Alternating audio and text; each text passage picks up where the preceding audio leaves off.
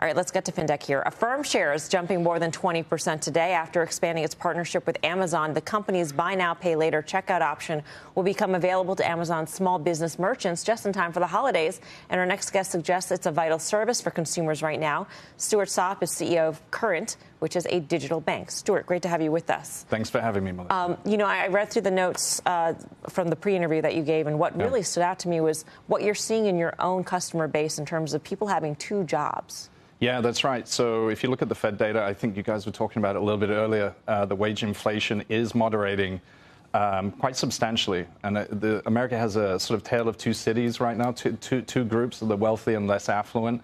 And so if you look at the current data right now, if you're having a paycheck over this last year, 20%, 25% of paycheck depositors have at least one extra job. A further 20% incremental from there have two jobs. So that's nearly 40, 50% of payrollers on Current looking for extra work, and they're trying to make that money go further because of inflation.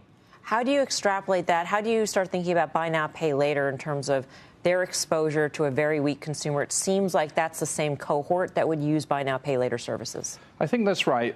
You have to be careful with charge-offs and all the rest of it, but I think there's a very valid and valuable space for fintech right now that are offering extra liquidity at a very in need and demand time.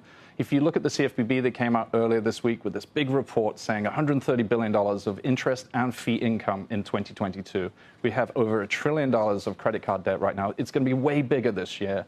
And you have to assume, or at least believe, that a decent proportion of that money is misallocated. These are products, unsecured credit cards are not suitable for everyone. And with inflation being where it is and the consumer, less affluent, everyday American, being stretched and trying to fill that gap, they're being forced into risks like risky credit cards and these other things. And I think when you look at BNPL and you look at earned wage access or paycheck advance that we have at Current, these are really good products, simple products to understand. Delinquencies are ticking up if you start to listen around the edges for all these American Express, Capital One. Are you seeing similar? We're not. So at Current, we focus, and many other neobanks, challenger banks, focus on primacy. So we try to get the paycheck as quickly as possible, and then we focus and deepen on that relationship. When you look at Cap One and some of these other lenders, they have gone into banking to improve their funding costs over time. But what they have started with is unsecured revolving credit cards for people that potentially this product doesn't suit in troubling and tough times. So we're not seeing the same kind of charge-offs, and that's why. So do you mind speaking a bit about fee transparency and how that might serve the consumer that might be looking for your service or another, a firm-like service in terms of shoring up their finances, working capital, cash needs? Yeah, the White House has been all over the fees, and I think that's correct. Every fintech has gone, both public and private, has gone towards a path of profitability, and that's from growth at all costs. So there has been some fees that I think over time, at least in the last 14 to 18 months, have probably not been applied correctly in every single company.